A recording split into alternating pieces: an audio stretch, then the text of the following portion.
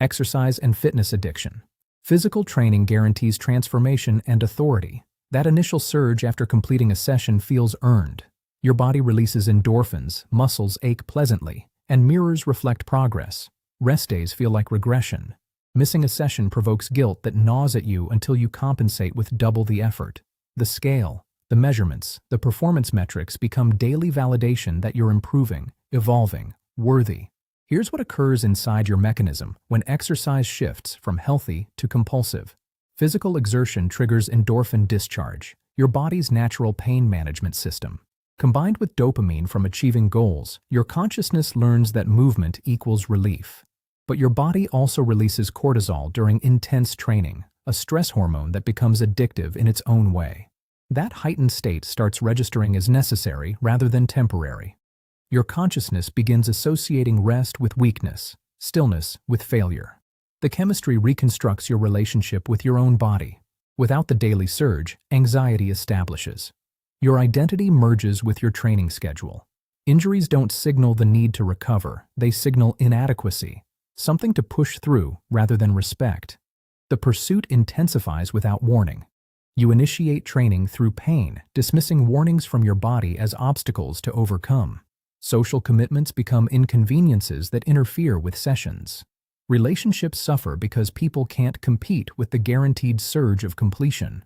Your body breaks down slowly, stress fractures accumulating, hormones disrupting, but stopping feels more threatening than permanent damage. You persuade yourself you're simply dedicated, disciplined, committed to excellence. But really, you're operating from the identical mechanism as any other dependency. The activity ceased being about health. It became the only method your consciousness permits you to experience acceptable. Caffeine dependency. Coffee and energy compounds guarantee immediate function and mental clarity. That first consumption eliminates fog, sharpens concentration, and delivers confidence that you can manage whatever arrives. Without it, mornings feel impossible. Headaches arrive like clockwork. Fatigue that wasn't there yesterday suddenly feels unbearable. You initiate organizing your day around access to your substance, multiple cups becoming non-negotiable for basic operation. Here's the chemistry making you reliant. Caffeine blocks adenosine receptors in your consciousness, adenosine being the compound that signals tiredness. By occupying those receptors, caffeine prevents the tired signal from registering. Your consciousness interprets this as having energy, when really it's simply concealing exhaustion. Meanwhile, your body adapts by producing more adenosine receptors to compensate. Abruptly, you require more caffeine simply to achieve the identical blocking effect. The baseline shifts without you detecting the transformation. What used to feel like enhanced performance becomes simply feeling normal. Without caffeine, those extra adenosine receptors flood your mechanism with fatigue signals all simultaneously. The headaches, the irritability, the inability to concentrate. That's not your natural state. That's withdrawal from a substance you consume so regularly you forgot it was a substance. The dependency embeds itself through routine and necessity. You can't imagine starting work without it. Afternoon crashes demand another dose. Evening productivity requires supplementation. You dismiss it as harmless because it's legal, socially acceptable, sold everywhere. But your consciousness has forgotten how to generate alertness independently. Natural energy feels like a myth. Rest doesn't restore you anymore because your adenosine system is perpetually disrupted. You're not drinking coffee for pleasure. You're consuming it to avoid the suffering its absence creates, paying a daily tax to your own nervous system simply to function at what used to be baseline. Control and perfectionism addiction. Order and flawlessness guarantee security and worth. When everything operates according to plan, anxiety temporarily subsides. Organizing, refining, perfecting provides tangible proof of competence. Mistakes feel catastrophic because they expose the illusion of authority. You initiate micromanaging everything, your environment, your appearance, others' behavior, attempting to construct a reality where nothing unpredictable can threaten you. Flexibility registers as weakness. Spontaneity feels dangerous. Here's what propels this compulsion.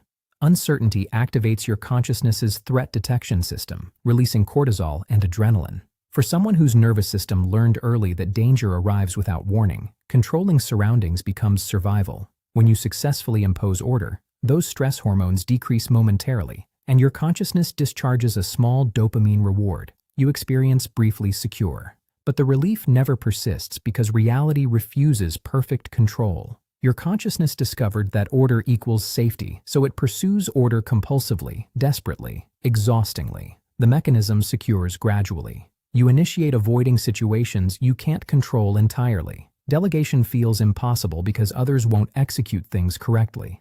Relationships deteriorate because people resist being managed, controlled, corrected constantly. You exhaust yourself maintaining standards nobody requested, pursuing flawlessness nobody requires. The pursuit isn't about excellence anymore. It's about managing the terror that emerges when circumstances deviate from your specifications.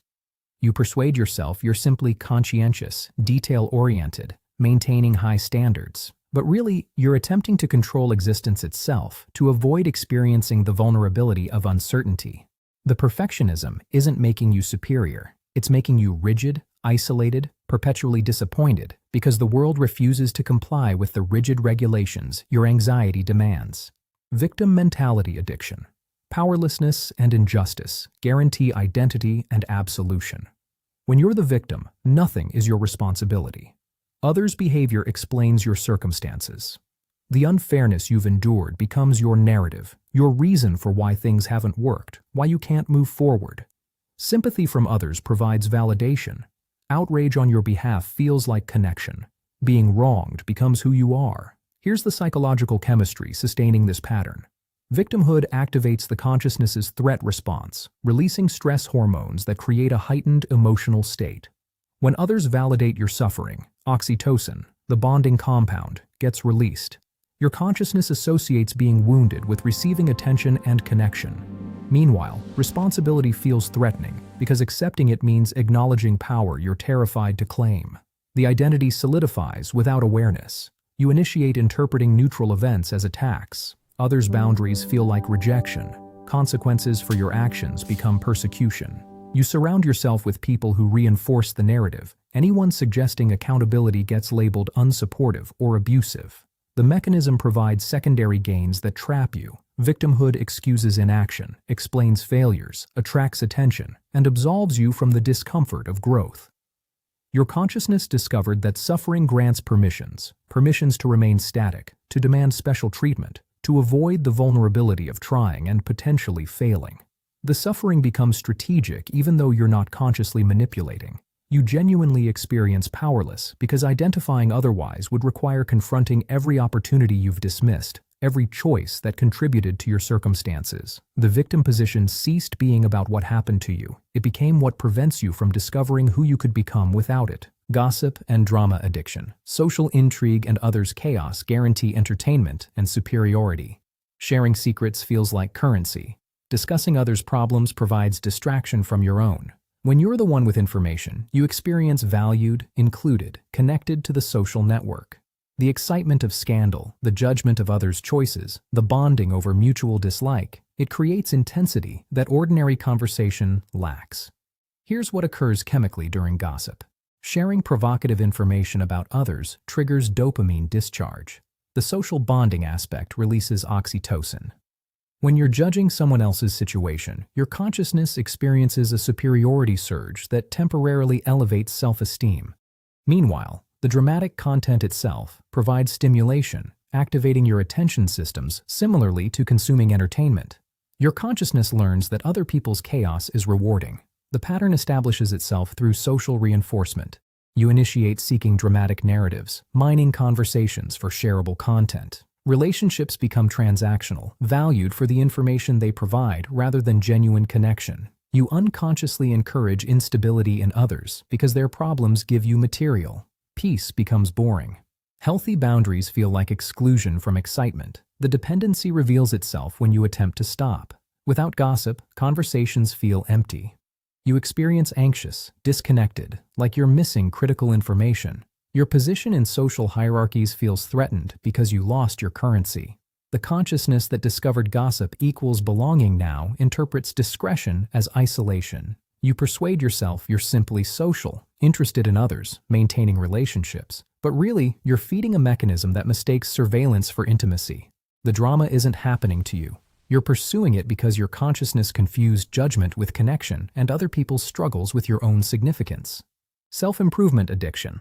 Optimization and transformation guarantee eventual worthiness. Another course, another book, another framework promises the breakthrough that makes you finally adequate. The pursuit feels productive. Lists of goals, tracking progress, consuming content about becoming better, it occupies the space where self-acceptance should exist. You're always one realization away from fixed. Here's the consciousness chemistry behind perpetual self-improvement. Learning new concepts triggers dopamine. The novelty and possibility feel rewarding. Identifying flaws provides the illusion of insight without requiring actual change. Your consciousness experience is productive while avoiding the discomfort of implementation. Meanwhile, the pursuit itself becomes identity. You're someone working on themselves, which feels superior to being someone who isn't.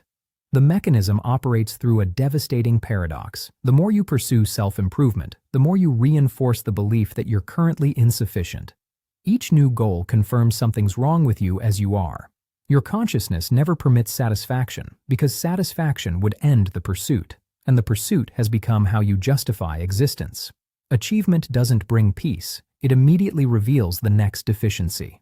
The dependency manifests through constant consumption without integration. You collect insights like trophies but resist applying them because application requires vulnerability. Actual change feels threatening because failure would prove you're unfixable, so you remain in perpetual preparation, always learning, never arriving. Relationships suffer because you're mentally absent, analyzing yourself rather than experiencing presence. Genuine connection requires accepting your current self, which contradicts your entire framework. You persuade yourself you're growing, evolving, becoming your best version, but really you're avoiding existing as you are right now. The self-improvement ceased being about development. It became a sophisticated method of self-rejection, keeping you busy enough to avoid confronting whether you ever needed fixing in the first place. Chaos and adrenaline addiction. High-stakes situations and emergencies guarantee aliveness. Calm existence feels numb by comparison. You gravitate toward crisis, volunteer for impossible deadlines, create urgency where none exists. The pressure feels clarifying. Your senses sharpen, decisions become instinctive, and time acquires texture. Without intensity, life registers as merely happening rather than being lived. Here's what occurs chemically during high-stress situations. Danger, real or manufactured, floods your mechanism with adrenaline and cortisol. These stress hormones heighten alertness, increase heart rate, and create a survival state where everything feels significant. For someone whose nervous system calibrated to chaos early, this elevated state registers as normal. Calm feels like malfunction, like something's wrong that you can't identify. The consciousness begins craving the chemical surge because baseline feels like depression by comparison. The pattern reinforces itself through manufactured emergencies. You procrastinate until panic sets in, take excessive risks, engage in dangerous activities, or surround yourself with volatile people. Your consciousness interprets the resulting adrenaline as evidence you're truly living rather than merely existing. Routine becomes intolerable. Stability feels like stagnation. The dependency reveals itself when life smooths out. Without crisis, restlessness arrives. You initiate creating problems unconsciously, starting conflicts, making impulsive choices that generate consequences requiring dramatic response. Your relationships cycle through intensity because you mistake adrenaline for passion, chaos for depth. The mechanism guarantees you never experience sustained peace because peace feels like the absence of living rather than its presence. You persuade yourself you're spontaneous, adventurous, someone who refuses to settle for mediocrity. But really, your nervous system is addicted to stress hormones, and you've constructed an existence that continuously supplies them. The chaos isn't happening to you. You're engineering it because your consciousness forgot that calmness and aliveness can coexist. Rescuing and helping addiction. Saving others guarantees purpose and avoidance. When you're focused on fixing someone else's situation, you don't examine your own. Being needed feels like being valued. Others' dependence confirms your significance. You collect broken people and overwhelming causes because their problems occupy the mental space where your own unresolved pain lives. Here's the consciousness chemistry behind compulsive rescuing. When someone needs you, your mechanism releases oxytocin, the bonding hormone, mixed with dopamine from feeling useful. This combination becomes powerfully reinforcing. Your consciousness learns that other people's crises equal your significance. Meanwhile, focusing on external problems activates problem-solving neural networks, which feels more manageable than sitting with your own emotional discomfort. The pattern establishes through relationship selection and boundary failures. You unconsciously gravitate toward people who require saving, dismissing healthy individuals as uninteresting. Your assistance becomes indispensable, not because others can't function, but because you've structured relationships to require your intervention. You solve problems they didn't request help with, give advice they didn't solicit, insert yourself into situations that don't concern you. The dependency manifests when people start healing or establishing boundaries. Their independence feels like rejection. Their capacity to manage without you threatens your identity. You might unconsciously sabotage their progress or locate new people to rescue. Without someone to save, purposelessness arrives. Your own pain, the original wound driving this pattern, surfaces without distraction. You persuade yourself you're generous, empathetic, someone who cares deeply about others. But really, you're using their problems to avoid your own healing. The helping ceased being about them. It became about maintaining a role that excuses you from confronting why you require others' dependence to feel valuable. Status and achievement addiction. Recognition and accomplishment guarantee worth.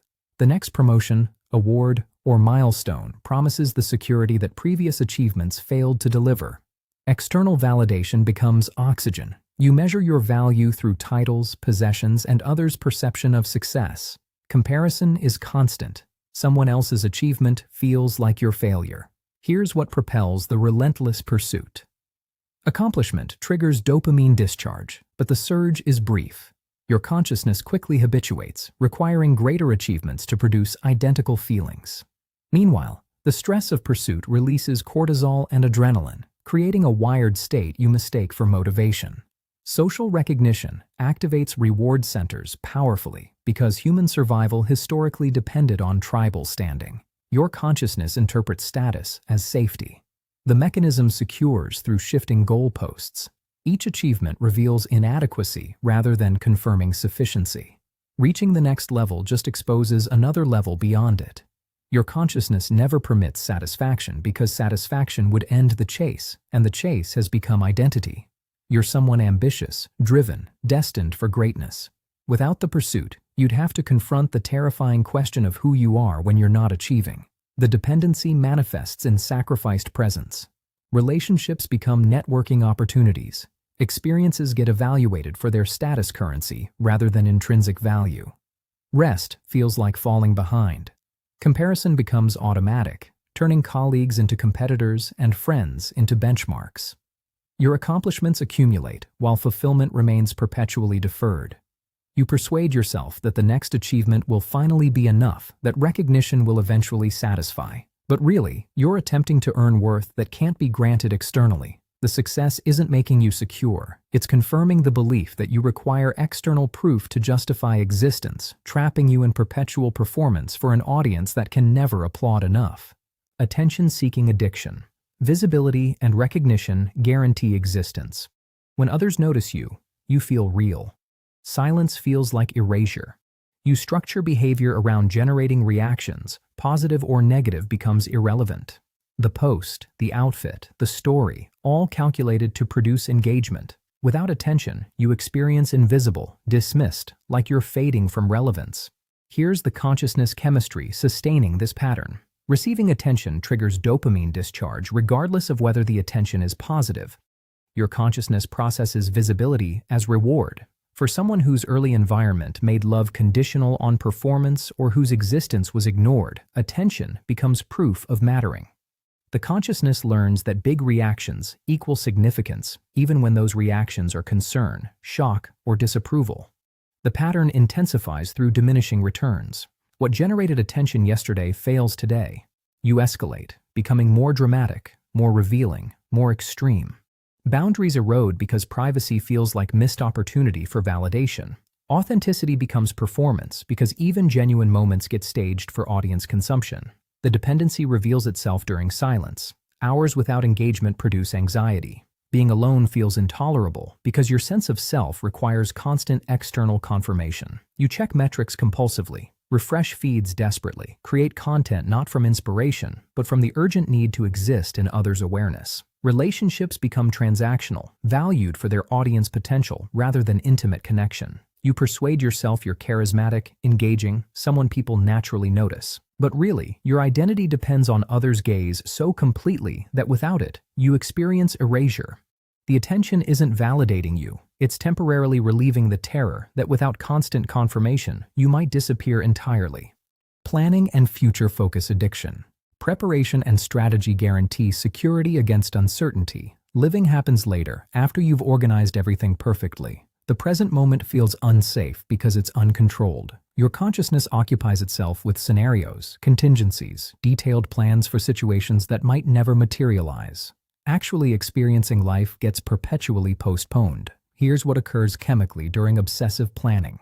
Imagining future scenarios activates your prefrontal cortex, creating the illusion of control. This reduces anxiety temporarily, releasing small amounts of dopamine as your consciousness mistakes preparation for safety. But because the future never arrives in the exact form you imagined, the plans never deliver the security they promised. Your consciousness demands more detailed preparation, more contingencies, more control.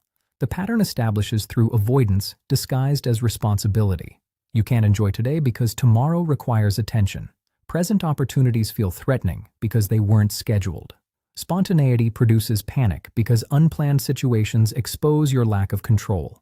You substitute experiencing for preparing to experience, and the preparing becomes its own activity, separate from ever actually living. The dependency manifests when the present demands attention. Current relationships feel neglected because you're mentally managing future relationships. Current joy feels incomplete because you're calculating how to preserve it against future loss. When plans fail, instead of adapting, you create more elaborate plans to prevent future failure. You persuade yourself you're prudent, responsible, someone who thinks ahead. But really, your consciousness is so terrified of uncertainty that it sacrifices presence for the illusion of control. The planning isn't preparing you for life, it's replacing life, keeping you perpetually in rehearsal for a performance that never begins. Nostalgia and past focus addiction. Memory and yesterday guarantee safety from today. The past feels known, therefore manageable. You replay conversations, reimagine scenarios, construct elaborate narratives where you made different choices. Old photographs, old music, old relationships occupy mental space where current existence should live. The present feels disappointing by comparison to edited memories. Here's what sustains backward focus.